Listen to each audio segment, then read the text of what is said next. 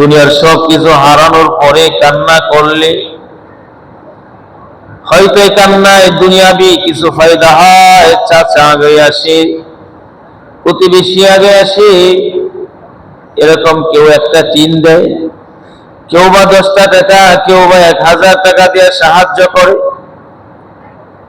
কিন্তু দেখা যায় দুনিয়ার মানুষ যদি আমার সেই বিল্ডিংটাও করে দেয়, দুনিয়ার মানুষ যদি আমার কোটি টাকার লসও আমাকে, এরকম আবার তারা সকলে মিলে কোটি টাকার লস আমাকে উঠায় দেয়, কোটি টাকাও যদি তারা দান করে, তারপরেও দেখা যাবে একদিন না একদিন এই ঘর, এই বিল্ডিং, এই কোটি টাকা ছেড়ে আপনি আমার কবরে যেতেই হবে, ঠিক না বেঠি?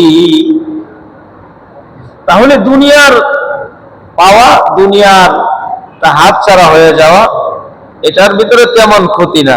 কারণ আমার টাকা লস হয়েছে, বন্ধু বান্ধব মিলে আমার লস উঠাইয়া দিল, হয়ে গেল, আমার ব্যবসা খারাপ হয়ে গেল। কিন্তু বন্ধু, মাহে রমজানে কোন মানুষ ইবাদত বন্দেগী না করে যদি এরকম ভাবে মাহে রমজানের রাত, মাহে রমজানের দিনকে সে ধ্বংস করে, এই ঘাটতি দুনিয়ার কেউ পুরা করতে পারে না, কেবলমাত্র শুধুমাত্র আমার আল্লাহ পারে, ঠিক না বেঠি? রমজানের দিনের রোজাগুলো আমার দ্বারা তেমন আদায় হইল না, রাতের তারাবি গুলো আমি পড়তে পারি নাই। এখন করণীয় হলো আপনি আমার জন্য কান্না করা আল্লাহর কাছে। কার কাছে বলে? আল্লাহর কাছে যদি কান্নাকাটি করি, আমার আল্লাহ তাআলার দয়া, আমার আল্লাহ তাআলার এত মায়া, যদি আল্লাহ তাআলাকে কান্না করে খুশি করতে পারি, আল্লাহ তাআলা অতীতে যা করেছি আল্লাহ তাআলা মাফ করে দিবে, এবং অতীতের এই সময়ের ভিতরে গুনাহ করতে যে আমার সময় লাগছে, এই সময়কে আল্লাহ তাআলা নেক দিয়া আমার আল্লাহ তাআলা বদলে দিবে। সুবহানাল্লাহ বলেন। কোন মানুষ যদি গুনাহ করে, গুনাহ করার পরে সে কান্না করলো, আল্লাহ আমি গুনাহ করছি, মনে করেন 1 ঘন্টা গুনাহ করলো, করার পরে আল্লাহর কাছে কান্না করলো, আল্লাহ আমি এত বড় পাপটা করলাম, আল্লাহ আপনি আমারে মাফ করে দেন, খুব কান্নাকাটি করলো। এই 1 ঘন্টা আল্লাহকে যদি সে এরকম ভাবে খাঁটি তওবা সে আল্লাহকে দেখাইতে পারে, চোখের পানি যদি দেখাইতে পারে, তাহলে আল্লাহ তাআলা ওই বান্দার ওই 1 ঘন্টার গুনাহ মাফ করে দিয়ে 1 ঘন্টা ইবাদত করলে যে সব, সেই সব আল্লাহ দান করেন। সুবহানাল্লাহ। এই জন্য বন্ধু আমার, আজকের এই রজনী, মাহে রমজানের 27তম রজনী, এই রজনীতে আপনি আমার কান্না ছাড়া আর কোনো উপায় নাই, কান্না ছাড়া আর আমাদের কোনো রাস্তা নাই। কারণ বান্দা যখন কাঁদে, আমার আল্লাহ তাআলা সহ্য করতে পারে না। সন্তান কাঁদলে যেমন বাবা সহ্য করতে পারে না, মা সহ্য করতে পারে না, সন্তান যখন কান্না আরম্ভ করে দেয়, মা বাবা পাগল হয়ে যায়। অথচ বাবা রহমান নয়, মা রহমান নয়, বাবা রহিম নয়, মা রহিম নয়, ঠিক না বেঠি?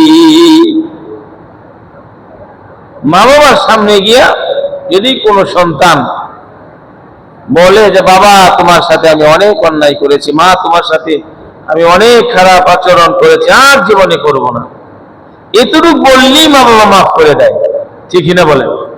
কান্না করতে হয় না, এতটুকু বললেই মা বাবা মাফ করে দেয়। অথচ আমার বাবা, আমার মা রহমান নয়, রহিম নয়, ঠিক না বেঠিক? আমার আল্লাহ তাআলা রহমান, আমার আল্লাহ তাআলা রহিম। আমার আল্লাহ তাআলা বলেন, উদউনি আস্তাজিব লাকুম।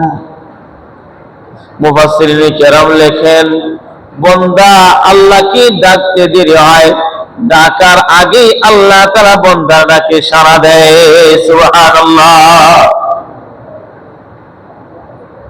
আপনি আমি যদি আল্লাহকে ডাক দেই, আল্লাহ তাআলা আপনি আমি যে ডাকবো, আল্লাহ তাআলা এটা আগেই জানে। সুবহানাল্লাহ বল। ততক্ষণ পর্যন্ত কোন বান্দা আল্লাহকে ডাকতে পারে না, যতক্ষণ না আমার আল্লাহ তাআলা বান্দার জিহ্বার আগার মধ্যে আমার আল্লাহ তাআলা নিজে, আমার আল্লাহ তাআলা নাম, আমার আল্লাহ তাআলা নিজে ওনার জিকির, ওনার নামটা তার জিহ্বায় বসে না দেয়। সুবহানাল্লাহ। তাহলে সবই আল্লাহ পাক করতেছেন, সবই আল্লাহ পাক জানেন। আপনি আমি কি করব, আপনি আমি কি না করব, সব আল্লাহ তাআলা জানেন। কখন বান্দা আল্লাহকে ডাকবে আমার আল্লাহ তাআলা জানে।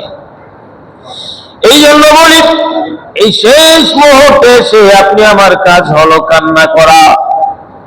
আমার আল্লাহ তাআলা বলেন, ফালইয়াদহাকু কলিলা ওয়ালিয়াবকু কাসীরা।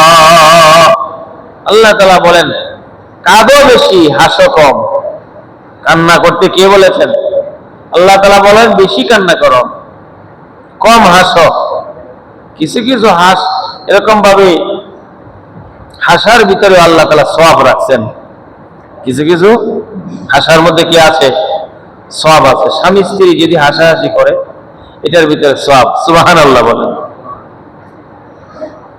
মনে করেন হিন্দুরা এরকম আপনার সামনে দিয়া এরকম মূর্তি নিয়ে যাইতেছে, এরকম পানির মধ্যে না চুবাইও, চুবাই না 10 সাথীরে নিয়ে। এই দৃশ্য দেখে যদি কেউ হাসে, এই হাসার ভিতরে সওয়াব হয়। সুবহানাল্লাহ বলেন। নবীও হেসেছেন। তবে বন্ধুরে, এত নেক তুমি আমি করতে পারি নাই যে তুমি আমি হাসবো। তোমার আমার জিন্দেগিটা গুনাহ দিয়ে ভরা, গুনাহ ছাড়া আর কিছুই দেখি না। জীবনের আমলের দিকে তাকাইলেই এই আমল দিয়ে আল্লাহকে খুশি করার মতো এরকম ব্যবস্থাও দেখি না।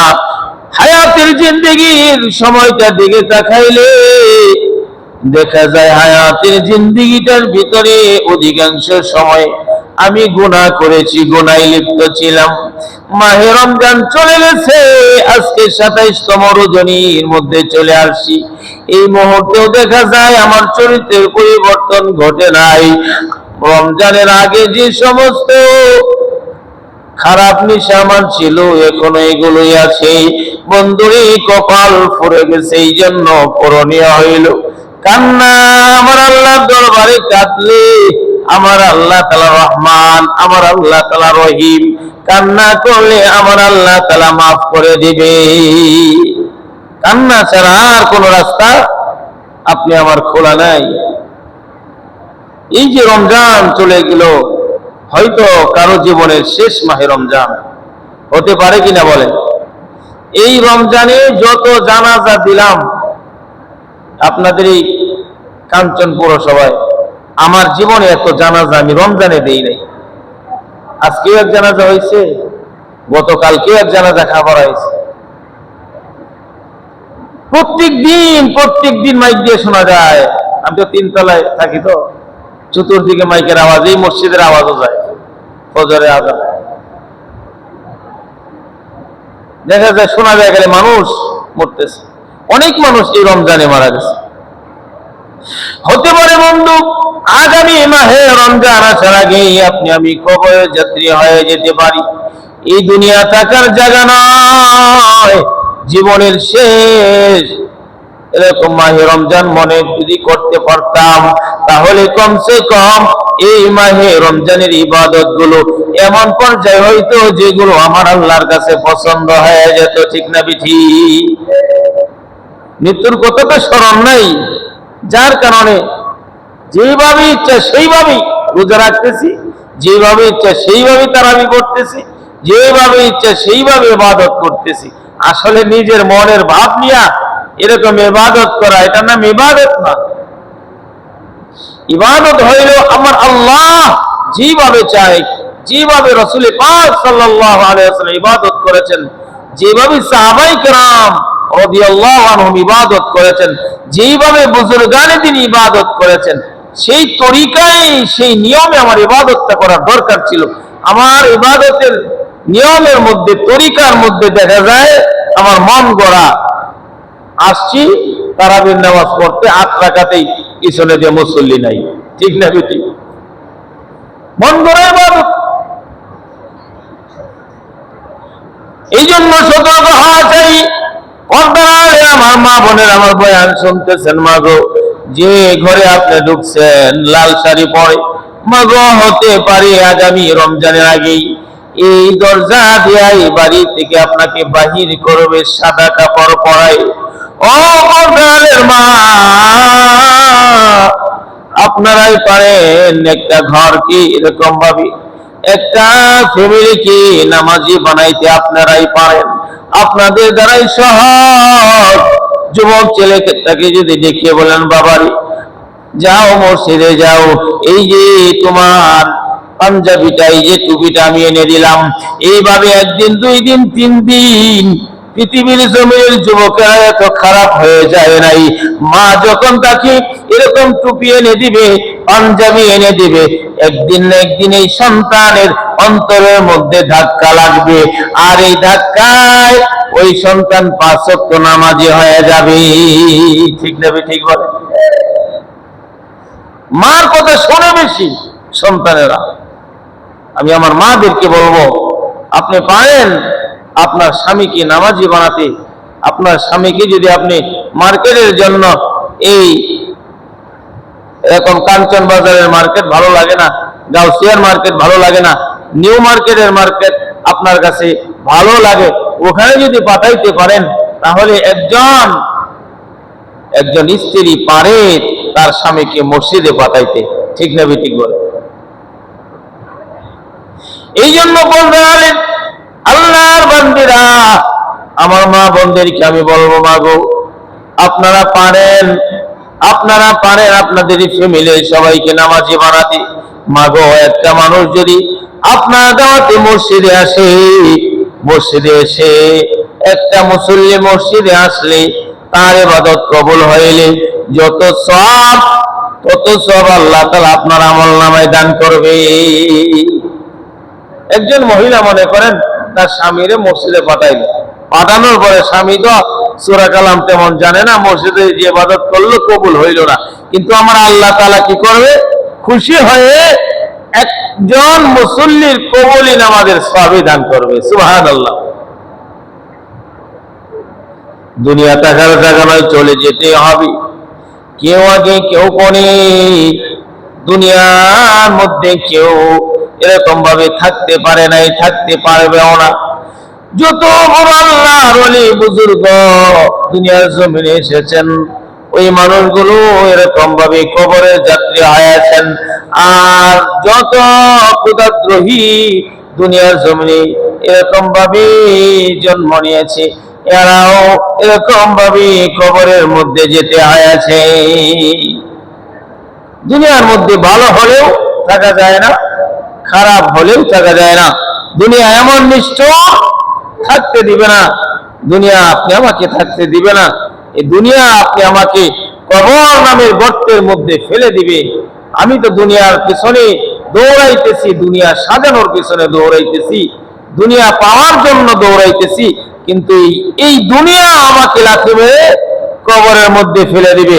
কোন সময় ফেলে দিবে এটার এরকম টাইম জানা নাই। কোন সময় ফেলে দিবে, সেটা দিন না রাত সেটাও আমি জানি না। কোন সময় কোন মাসে আপনি আমাকে ফেলে দিবে, সেই মাসটাও আমার জানা নাই। এই জন্য সারাক্ষণ মৃত্যুর জন্য প্রস্তুতি গ্রহণ করা, সারাক্ষণ মৃত্যুর জন্য এরকম ভাবে প্রস্তুত থাকা। 1 ওয়াক্ত নামাজ আমি পড়তে পেরেছি, 1 ওয়াক্ত নামাজে অংশগ্রহণ করেছি। যদি মনে করতে পারতাম যে এই নামাজই আমার জীবনের শেষ নামাজ, তাহলে এই নামাজটা আমার আল্লাহর জন্য হয়ে যেত। এই নামাজটার ধ্যান ও খেয়াল আমার আল্লাহর দিকে হইতো। কিন্তু নামাজ পড়তেছি আর মনে মনে ভাবতেছি আরো তো নামাজ সামনে আছে। আমার সংসার, আমার ফ্যামিলি, আমার ব্যবসা বাণিজ্য সব নামাজের ভিতরে মনে হইতেছে। এই বন্ধু, এই নামাজ তোমার আমার উপরে আমার আল্লাহ ফরজ করে নাই। আমার আল্লাহ তাআলা যে নামাজ তোমার আমার জন্য ফরজ করেছেন, সেই নামাজ হলো যে নামাজে দাঁড়াইলে নামাজের দুনিয়ার কোনো খেয়াল থাকে না। সুবহানাল্লাহ। কোন নামাজ আল্লাহ আপনি আমার ফরজ করছেন, যে নামাজে কেবলমাত্র আল্লাহর সাথেই কথা হবে, কেবলমাত্র আল্লাহর জ্ঞান ও খেয়াল আমাদের থাকবে, অন্য কোনো জ্ঞান খেয়াল আমাদের থাকবে না। এই যে এত বয়স হলো, এই যে এত বছর ধরে নামাজ পড়ি, আমি কি বলতে পারি এরকম যে এমন 2 রাকাত নামাজ আমার হয়েছে, যে 2 রাকাত নামাজে দুনিয়ার কোনো খেয়াল ছিল না, আমি কোন জায়গায় দাঁড়িয়ে আছি এটাও আমার খেয়াল ছিল না, আমি আল্লাহ প্রেমে, আমি আল্লাহর ধ্যান ও খেয়াল এরকম আমার হয়েছে, যেটাকে এরকম ভাবে আল্লাহর ওলিদের ভাষায় নামাজে হুজুরি বলে। কি বলে বলেন? নামাজে হুজুরি, দিল জিন্দা। সেই নামাজ আপনি আমার হয় নাই।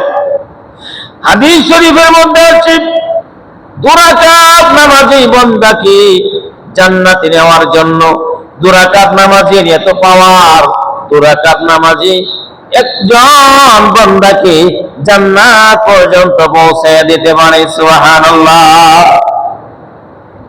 কোন নামাজ? যে 2 রাকাত নামাজের তাকবীরওয়ালা থেকে সালামের আগ পর্যন্ত দুনিয়ার কোনো খেয়াল ছিল না। সুবহানাল্লাহ। সেই নামাজ কবে হবে আমাদের? কবে সেই নামাজটা হাসিল হবে?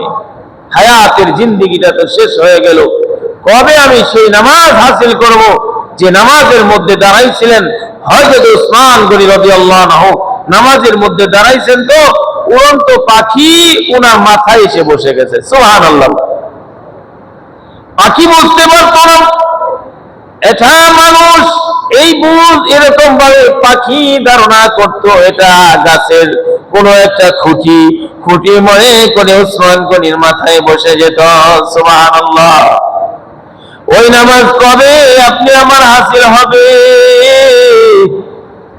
যে নামাজের মধ্যে হযরত আলী কাররামাল্লাহু ওয়াজহু দাঁড়াইলেন যুদ্ধের ময়দানে, হযরত আলী কাররামাল্লাহু ওয়াজহুর পায়ের মধ্যে তীর লাগলো। সাহাবায়ে কেরাম রাদিয়াল্লাহু আনহুম নবীজির কাছে গেলেন, ইয়া রাসূলুল্লাহ, ইয়া হাবিবাল্লাহ, পয়গম্বর, হযরত আলীর মতো যোদ্ধা যদি যুদ্ধের ময়দানে আমাদের সাথে থেকে যদি যুদ্ধ না করে, তাহলে কাফেরদের সাথে আমরা এরকম ভাবে জয়যুক্ত হতে পারবো না, কাফেরদের সাথে আমরা যুদ্ধ করে পারবো না। ইয়া রাসূলুল্লাহ, ইয়া হাবিবাল্লাহ, নবী গো, ও দয়ার নবী, মায়ার নবীজি, আপনি হযরত আলীর পায়ের মধ্যে তীর লাগছে, হযরত আলীর দাড়ির কাছে যাওয়া যায় না, কিভাবে হযরত আলীর পা থেকে তীর খুলবো, ওনাকে সুস্থ করব? নবীজি আমার ডাক দিয়ে বলেন, সাহাবীরা, আমার আলী যখন নামাজের মধ্যে দাঁড়াইবে তখন তোমরা হযরত আলীর পা থেকে তীর খুলে নিও। সুবহানাল্লাহ। হযরত আলী কাররামাল্লাহু ওয়াজহু নামাজের মধ্যে দাঁড়াইলেন, সাহাবায়ে কেরাম পা থেকে তীর খুললেন, নামাজ শেষ করলেন হযরত আলী। এবার পায়ের দিকে তাকিয়ে দেখে পায়ের মধ্যে তীর নাই। হযরত আলী কাররামাল্লাহু ওয়াজহু কান্না আরম্ভ করলেন, রাগ হয়ে গেলেন, কে আমার পা থেকে তীর খুলেছ? হযরত আলী এরকম ভাবে রাগ হয়ে গেছে। হযরত সাহাবায়ে কেরাম রাদিয়াল্লাহু আনহুম নবীজির দরবারে হাজির হলেন। ও পয়গম্বর, আপনার কথা মতোই তো হযরত আলীর পা থেকে আমরা তীর খুলেছি, কিন্তু আলী রাগ হয়ে গেছে, আপনি সেটার একটা ব্যবস্থা করেন। নবী আমার বলেন, আমার আলীকে ডাক দাও। আলীকে দরবারে হাজির করা হলো। হযরত আলীকে লক্ষ্য করি পয়গম্বর ডাক দিয়া বলেন, আলী, তুমি রাগ হয়ে গেলে কেন? বিষাক্ত তীর তোমার পায়ের মধ্যে ছিল, সাহাবায়ে কেরাম খুলেছে, অন্যায় তো কোনো কিছু করে নাই। ওই সময় হযরত আলী চোখের পানি ছেড়ে দিয়া নবীজিকে বলেন, নবী গো, দয়ার নবীজি, মায়ার নবীজি, আমার এই পায়ের মধ্যে যে তীর লাগছে, এই বিষাক্ত তীরের আঘাতে আমি যদি হযরত আলী মরে যেতাম, তাহলে তো এই তীর সহ আমাকে দাফন করতেন। হাসরের ময়দান যেদিন কায়েম হয়ে যেত, ওই দিন আমি তীর নিয়ে আল্লাহর দরবারে উঠতাম। আমার আল্লাহ ডাক দিয়া যদি বলতো, আলী রে, কি নিয়ে আসছো? তখন আমি বলতাম, আল্লাহ, কোন আমল নিয়ে আসতে পারি নাই, তবে যুদ্ধের ময়দানে দিনকে দুনিয়ার জমিনে কায়েম করতে গিয়া, কোরআনের দাওয়াত দিতে গিয়া, কোরআনকে দুনিয়ার জমিনে কায়েম করতে গিয়া আমার পায়ের মধ্যে তীর লাগছে, আর এই তীর নিয়ে আপনি আপনার দরবারে হাজির হয়েছি। সুবহানাল্লাহ। হযরত আলী কারামাল্লাহু ওয়াজহু বলেন, এই তীর আমার নাজাতের জরিয়া হয়ে যেত, এই জন্য আমি রাগ হয়ে গেছি। নবী আমার ডাক দিয়ে বলেন, আলী, আমার আল্লাহ তাআলা 10 জন সাহাবীকে জান্নাতি বলে ঘোষণা দিয়েছেন, তার মধ্যে তুমিও একজন। সুবহানাল্লাহ। তাদের নামাজ কেমন ছিল আর আপনি আমার নামাজ কেমন? রমজান মাস চলে গেল, আজকে 27তম রজনীর মধ্যে আমি মসজিদে এসেছি। ও ভাই, এখনো মাহে রমজানের যে উদ্দেশ্য নিয়ে মাহে রমজান আপনি আমার কাছে এসেছিল, 1 মাসের এই ক্লাসের মধ্যে 26টা দিন চলে গেল, 27টা রজনী চলে গেল। যে কারণে আপনি আমার উপরে সিয়াম সাধনা ফরজ করা হয়েছিল, সেটাই আপনি আমার হাসিল হয় নাই। জিনিসটা কি? লাআল্লাকুম তাত্তাকুন, যেন আমি তাকওয়াওয়ালা হয়ে যাই, আল্লাহ তাআলার ভয় যেন আপনি আমার ভিতরে চলে আসে। এটাই হলো মাহে রমজানের উদ্দেশ্য। কই আপনি আমার ভিতরে কতটুক আল্লাহ তাআলার ভয় অন্তরের মধ্যে আসে? নিজে একটু প্রশ্ন করলেই তার উত্তর মিলে যাবে। আমার ভিতরে রমজানের আগে আল্লাহর ভয় কতটুক ছিল, আর 26টা রোজা রাখার পরে, 27টা রজনী ইবাদত করার পরে আমার ভিতরে আল্লাহ তাআলার ভয় কতটুক এসেছে। যদি রমজানের আগে যে আল্লাহর ভয় ছিল, সেই ভয়টা তার চেয়ে বেশি ভয় যদি অন্তরে হাসিল হয়, তাহলে সফল কাম। আর যদি দেখা যায় রমজানের আগে যেরকম আল্লাহর ভয় একেবারে কম ছিল, এখন তেমনই আছে, তাহলে বোঝা যাবে এই 26 দিন ক্লাস করার পরেও, 27টা রজনী আমি ক্লাস করার পরেও আমার ভিতরে আমার দ্বারা কোনো ফায়দা হয় না, আমি কিছু হাসিল করতে পারি নাই। এই জন্য এই মাহে রমজানের শেষ মুহূর্তে কোনো ফজিলতের বয়ান শুনলে আমাদের কোনো লাভ হবে না।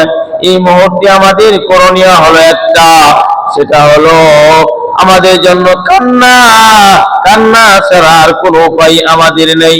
যদি আল্লাহ তাআলাকে কান্না দেখাইতে পারি, যদি আল্লাহ তাআলার দরবারে কাঁদতে পারি, তাহলে হতে পারে আল্লাহ তাআলা আপনি আমার গোটা জীবনের ভুলগুলো, অন্যায়গুলো, পাপগুলো ক্ষমা করে দিবে।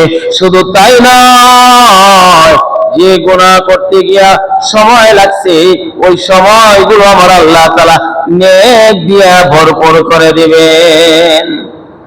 এই জন্য আপনি আমার করণীয় হলো, ঘরে বা মসজিদে যে যেখানে আছি, নিবেরে একা একই নিজের গুনাহগুলো সামনে নিয়ে আল্লাহ দরবারে একটু এরকম কাকুতি মিনতি করে নিজের ভিতরে আল্লাহর ভয় এনে যদি একটু কান্না করতে পারি, চোখের পানি বাহির হতে দেরি হয়, আল্লাহ তাআলা বান্দার গুনাহ মাফ করতে দেরি করেন না। সুবহানাল্লাহ।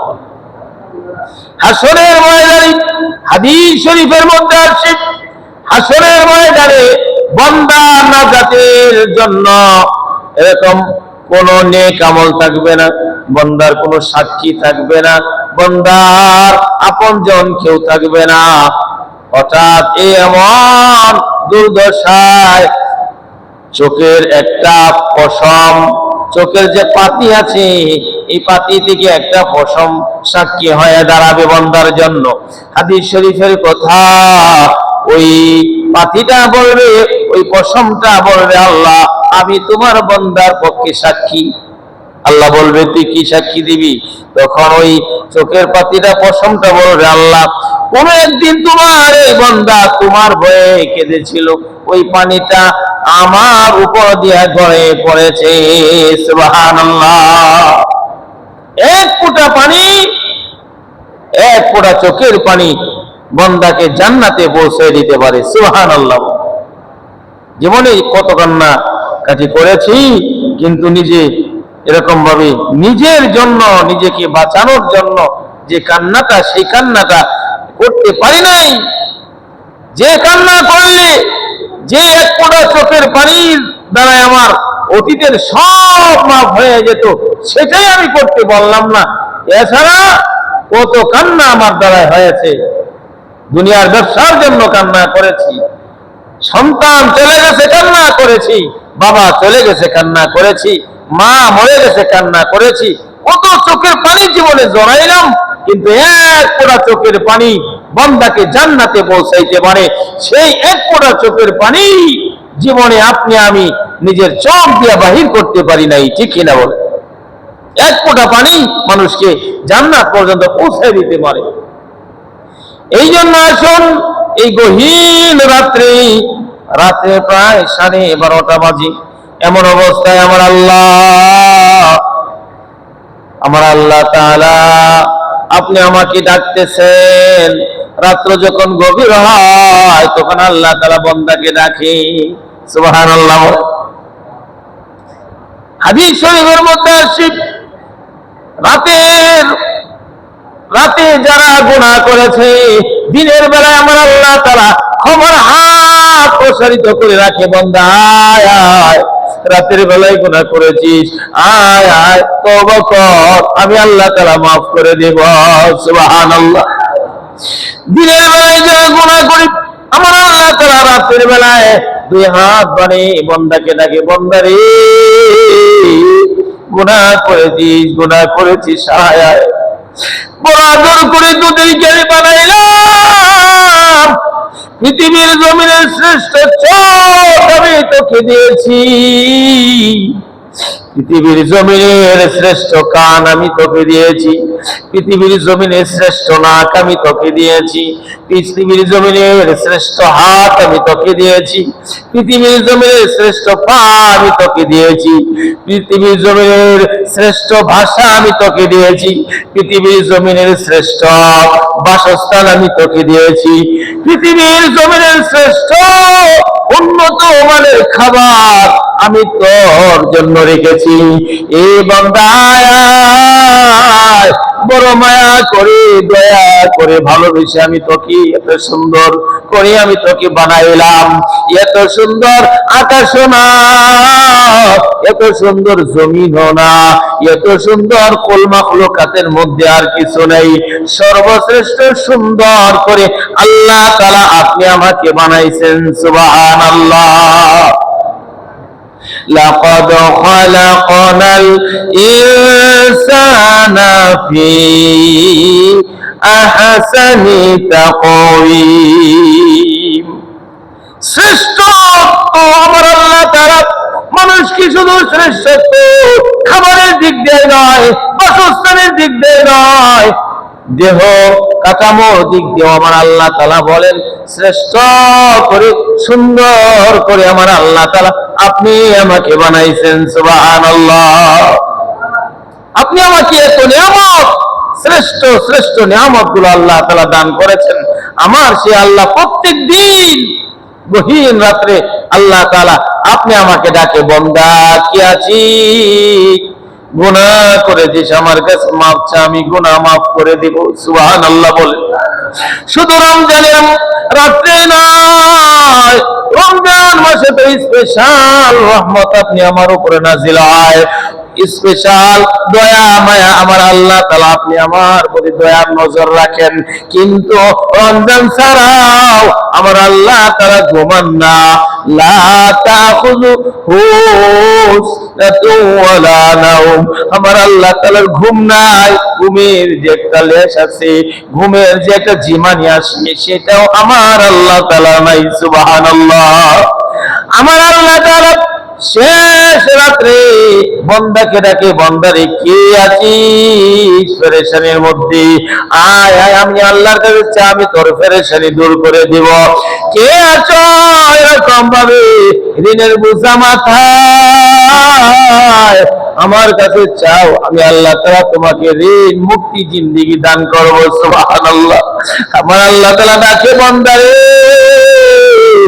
এত আদর করে যত্ন করে এত শ্রেষ্ঠ করে আমি তোকে বানাইলাম।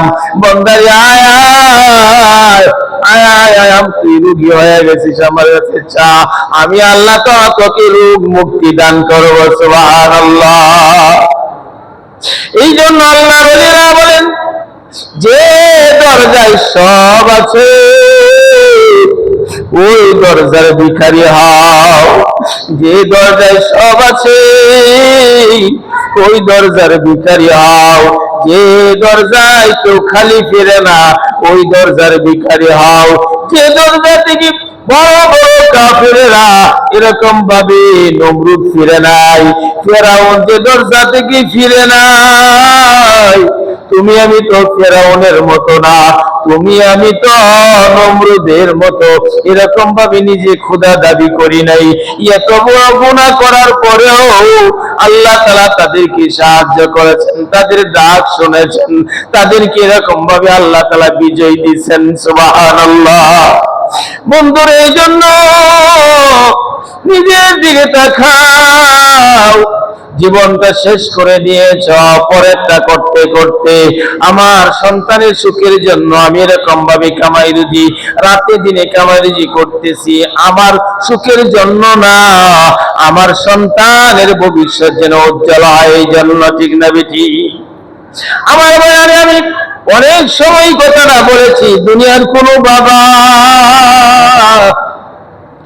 নিজের জন্য রাতে দিনে কামাই করে না। দুনিয়ার কোনো বাবা নিজে সুখে শান্তিতে থাকার জন্য বিল্ডিং বানায় না, ঘর বানায় না, নিজের জন্য সম্পদ সাজায় না। নিজের জন্য কোনো বাবা ঈদের মার্কেট আগে করে না। ঠিক না ঠিক বলেন?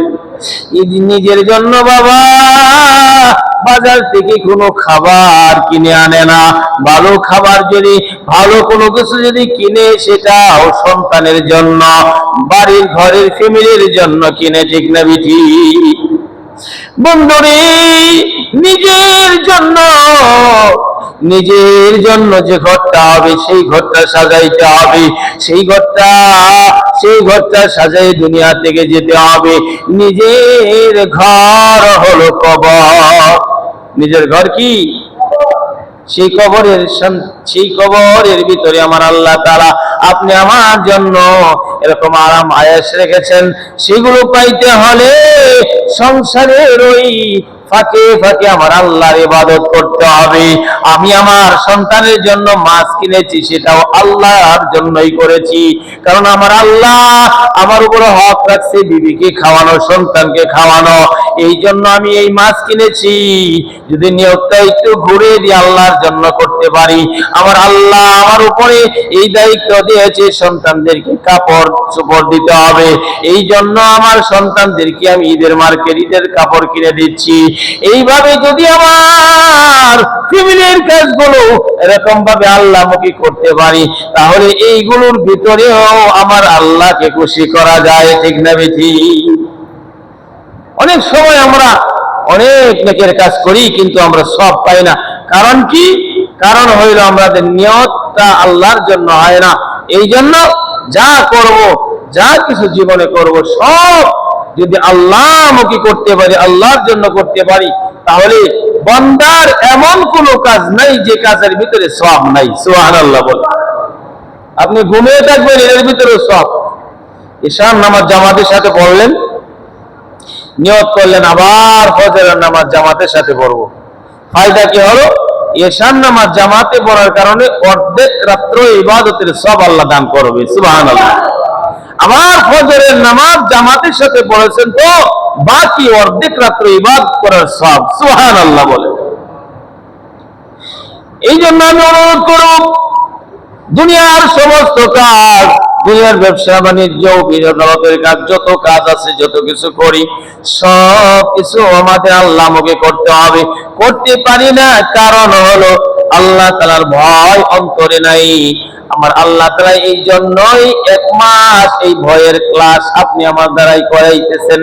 এই রমজানের উদ্দেশ্য হলো আল্লাহ তাআলার ভয় হাসিল করা। কার ভয়? আল্লাহর ভয় হাসিল করা। আল্লাহর ভয় আপনি আমার হাসিল হলো না। সাবধান মুসলমান, মাহে রমজানের মধ্যে আরেকটা শিক্ষা হইল, অনেক মানুষ না খেয়ে থাকে। এই না খেয়ে থাকার যে কষ্টটা, এটা কেমন, সে যেন একজন ধনী মানুষ যে 5 বার 6 বার খাবার খায়, সে যেন বুঝতে পারে। এই জন্য আমার আল্লাহ তাআলা ধনী গরিব নির্বিশেষে সকলের রোজার মাপ একরকম দিচ্ছেন। সুবহানাল্লাহ। গরিবের প্রতি যেন ধনীদের এরকম ভাবে বুঝতে পারে যে গরিব মানুষেরা না খেয়ে আছে, না খেয়ে থাকলে যে কিরকম লাগে, এটা যেন বড় লোকরা ধনীরা বুঝতে পারে। এই জন্য আল্লাহ তাআলা এই মাহে রমজানে না খেয়ে থাকার মধ্যে এই শিক্ষাটা আপনি আমাকে দিতে চান। কিন্তু আমরা অনেকেই এই শিক্ষা নিতে রাজি হই না। এই শিক্ষাটা আমরা নিতে রাজি হই না। আমরা ইফতারের সময় ভালো ভালো খাইতেছি, এরকম সেহরির সময় ভালো ভালো খাইতেছি, কিন্তু দেখা যায় গরিবের কোনো খবর নেই না, পাড়া প্রতিবেশীর কোনো খবর নেই না। কিন্তু রোজার একটা উদ্দেশ্য ছিল, আমার ভিতরে যেন এই জিনিসগুলো চলে আসে। এটাও রোজার একটা উদ্দেশ্য, যার কারণে রমজান মাস শেষ হয়ে গেল, তেমন আমি দান সদকা করতে পারলাম না। মনে করলাম যে এরকম ভাবে আমি করলাম না করলাম, এরকম স্বাধীন হয়ে গেলাম। আমার আল্লাহ তাআলা বলেন, শোনো, আমি আল্লাহ তাআলা ঈদের দিন ফজরের সময়, ঈদের দিন ফজরের সময় যত মানুষ আপনার ফ্যামিলিতে থাকবে, যদি আপনি মোটামুটি ধনী মানুষ হন, মোটামুটি ধনী মানুষ, তবে যাকাত ফরজ না, যাকাত দেওয়ার মতো মাল আপনার কাছে নাই, কিন্তু মোটামুটি আপনি চলতে পারেন, এমন ফ্যামিলির প্রত্যেকটা মানুষের মাথা পিছু বর্তমানে ধার্য করা হয়েছে নিম্নে 110 টাকা। কত? 110 টাকা। এই 110 টাকা মসজিদে দান করা যাবে না, ঠিক না? এই 110 টাকা গরিবকে মালিক বানিয়ে দিতে হবে। কেন? 1 মাস সিয়াম সাধনা তুমি করেছো, এই বান্দা, তুমি 1 মাস সিয়াম সাধনা করেছো, এখন সিয়াম সাধনার পরে ঈদ আসছে, ঈদের দিনও যেন গরিব মানুষগুলো একটু ভালো খাইতে পারে, ভালো একটু খাবার পাকাইতে পারে, ভালো একটা একটু যেন তারা আনন্দ করতে পারে। এই জন্য আল্লাহ তাআলা যাদের যাকাত ফরজ তাদের উপরেও এই ফিতরা আল্লাহ তাআলা ওয়াজিব করছেন, এবং যাকাত ফরজ না এমন মোটামুটি ধনী মানুষকে আল্লাহ তাআলা এই ফিতরা আমার আল্লাহ তাআলা ওয়াজিব করে দিয়েছে। এই জন্য ভাই, আমরা সকলেই চেষ্টা করব, যাদের যাকাত আছে আমরা যাকাত তো দিবই, ফিতরাটা কিন্তু সবসময় না, ফিতরাটা আমাদের ঈদের দিন ভোরে, ঈদের দিনের ভোরে আমাদের উপর ওয়াজিব হয়। আগে যারা দিয়ে দিয়ে আদায় হয়ে যায়, তবে এগুলো আমাদের দিতেই হবে। এগুলো না দিলে আমার জানের সদকা, আমার দেহের সদকা আদায় হবে না। আমি গত জুমায় তো বলেছিলাম এই কথাটা, যে আসলে আমরা অনেকে মনে করি যে রোজার কিছু ফিদিয়া বা রোজার কিছু, যে রোজার ভ্রান্তি হইলে ফিতরা দিলে এটা রোজা সহি সালামত হয়ে যায়। আসলে ব্যাপারটা এখানে না। ছোট বাচ্চার পক্ষ থেকেও তো ফিতরা দিতে হয়, ছোট বাচ্চার উপরে তো রোজা ফরজ ছিল না, ঠিক না বেটি বলে? তাহলে ছোট বাচ্চার পক্ষ থেকে কেন আমি ফিতরা দিই? তার মানে ফিতরাটা এই বিষয় না, রোজার বিষয় না, ফিতরাটা হইল জানের সদকা। সুবহানাল্লাহ। এই জন্য আমরা এই ফিতরা গুলো আমরা আদায় করে দিব। এই ফিতরা আমরা আদায় করে দিলে আল্লাহ তাআলা আমাদের দেহে, আমাদের জানের উপরে যে সমস্ত বালা মুসিবত, এগুলো আল্লাহ তাআলা হটিয়ে দিবে। হাদিস শরীফের মধ্যে আসছে, আস-সাদাকাতু তারুদ্দুল বালাআ ওয়া তাজিদু ফিল উমরি। যে ব্যক্তি সদকা করে তার 2টা ফায়দা হয়। একটা হইল তার হায়াত লম্বা হয়, সদকা করলে, দান করলে কি হয়? হায়াত লম্বা হয়। আরেকটা হইল বালা মুসিবত দূর হয়। তো সাহাবায়ে কেরাম জিজ্ঞাসা করলেন, ইয়া রাসূলুল্লাহ, ইয়া হাবিবাল্লাহ, হায়াত লম্বা হয় দান করলে, এটার মানে কি? হায়াত তো একবারই লেখা, হায়াত কি? তকদিরের মধ্যে কিছু বিষয় আছে, এগুলো আল্লাহ তাআলা একবারই লিখে দিয়েছেন। কে ধনী হবে, কে গরিব হবে, কে কত লোক হায়াত পাবে, কার কবর কোথায় হবে, একবারই লেখা আছে। এগুলোর মধ্যে কোনো পরিবর্তন হবে না। হায়াত লম্বা হওয়া কোন আমলের দ্বারা হায়াত লম্বা হয় না। তো সাহাবীরা জিজ্ঞাসা করলেন, ইয়া রাসূলুল্লাহ, হায়াত লম্বা হয় তার মানে? আমরা দান করবো বেশি বেশি, আমাদের হায়াত লম্বা হবে। মানে রাসূল করিম সাল্লাল্লাহু আলাইহি ওয়াসাল্লাম বলেন, তোমার হায়াতের জিন্দেগিতে তুমি 1 মাস অসুস্থ হয়ে থাকতে, তুমি এরকম ভাবে 1 মাস জেলখানার আসামি হয়ে থাকতে, তুমি 1 মাস এরকম বেকার থাকতে, আল্লাহ তাআলা বেকার রাখবে না, মেডিকেলের রোগী বানিয়ে রাখবে না, জেলখানার আসামি বানাবে না। এ তোমার হায়াত এইভাবে লম্বা হবে। সুবহানাল্লাহ বলেন। এই জন্য দান সদকা করলে অনেক ফায়দা। আমরা সবাই ফিতরা আদায় করে দেব ইনশাআল্লাহ। আল্লাহ তাআলা আমাদেরকে তৌফিক দান করেন বলে